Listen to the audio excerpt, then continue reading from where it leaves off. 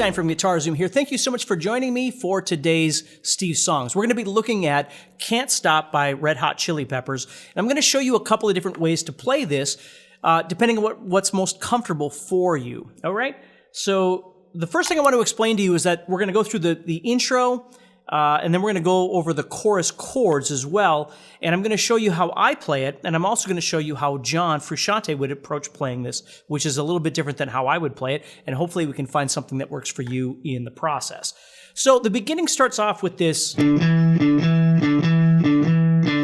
So what we're doing is going from 5 to 7 on the 5th string, all right? So as I do this,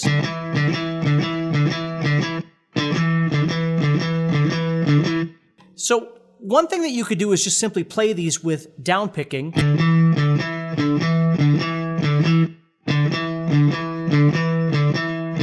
Like that. If you wanted to, sometimes you'll hear him add a little vibrato. You don't have to do it on every note, but that's something that you could do as well. You don't have to. The big thing I want to explain to you is the difference between down picking and alternate picking.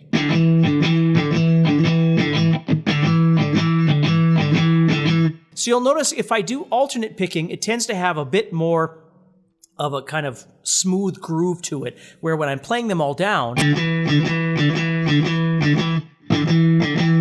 sound a little bit clunkier. And I don't mean that in a negative way. I mean, it depends on what you're trying to get for a sound. So if you're going to do them all down, okay, you're going to play it exactly like that. Now, you could strum more strings, and that's something that John Frusciante does a lot, like Stevie Ray Vaughan or Jimi Hendrix or Joe Bonamassa or all sorts of different players would do. Where when you're playing, you know, we always have to decide whether or not we're just hitting one string. We're going to hit more strings to add a bit of percussion around it.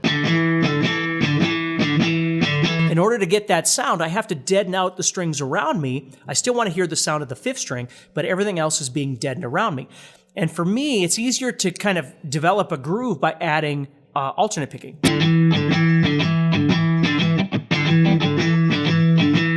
Which means what I'm doing is going down, up, down, up, down. And all the while, what I want to do is try and keep those other strings as quiet as possible. So I'm still getting a percussion from them, a bit of a click from them, but you're hearing the 5/7.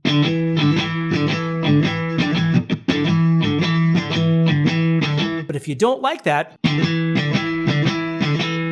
you can do that and still hit other strings. And if you don't want to do that, kind of move in and just play that one string.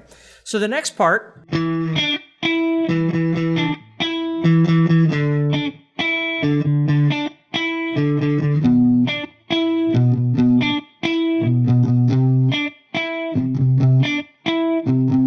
okay, so what's happening here is we're going to the 3rd string playing 7 and 9. Okay, and then we're changing the bass note. So we're going from E to D, B, C. All right, so I'm going.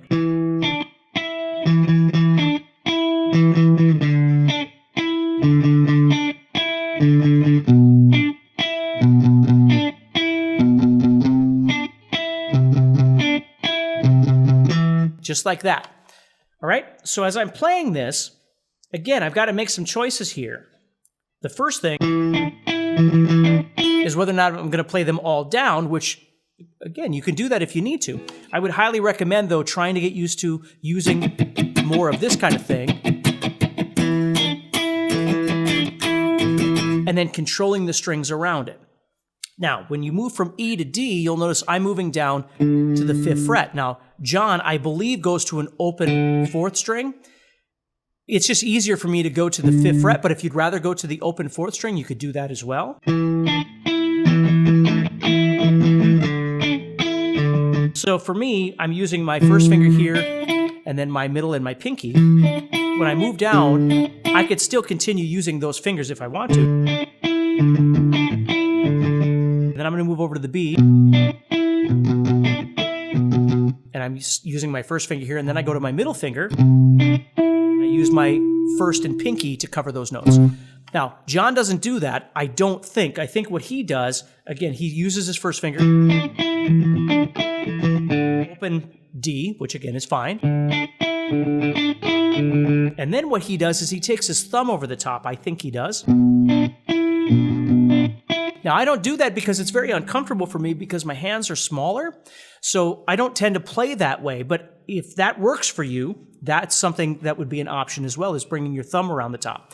And then, you could maybe move your thumb over like that onto the C, or you could bring your middle finger up like I'm doing. Okay? So that's how the next part goes. Then it moves into the chorus, which is G to D to B minor to C. All right?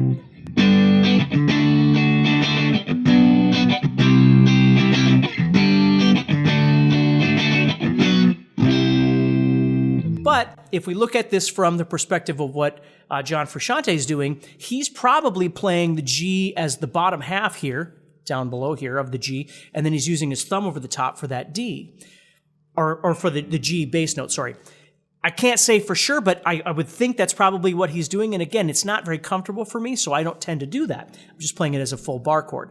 And then you've got your D chord, which he's probably playing like this. And then you go to your B minor. Again, you could play your B minor as the bottom half with your thumb over the top. But this is the big one, to the C chord.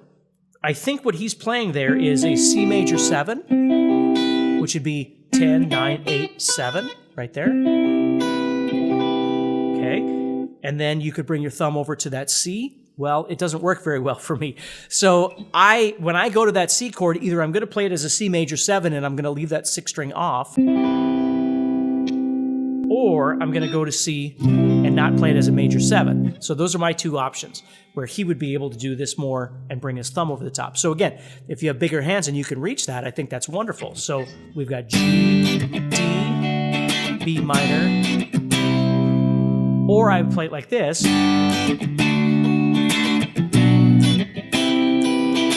But you can see all of a sudden it sounds a little lackluster without that bass note in there.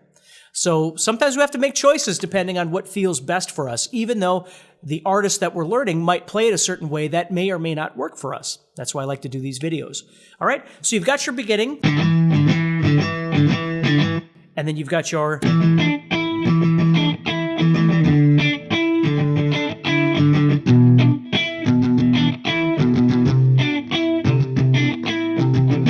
and then you've got your chorus.